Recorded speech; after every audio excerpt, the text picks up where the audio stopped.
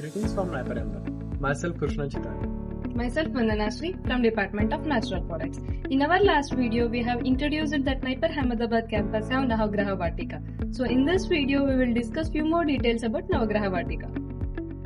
The Navagraha means 9 celestial bodies or 9 planets in our solar system, and Vatika means garden and greenery. So Navagraha Vatika means gardening techniques by planting 9 special plants in appropriate directions. So according to Indian astrology, the presence of planets maintain overall balance of energy in the universe. So this is one of the main reasons to establish NAVGRAHA Vatika in order to bring entire universe on the earth.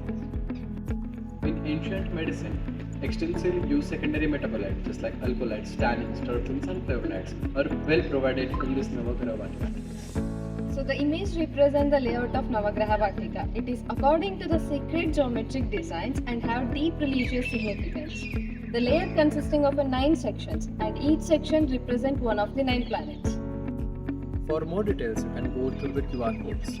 Planting trees is a way to give it back to the nature. To ensure the sustainable future. Thank you.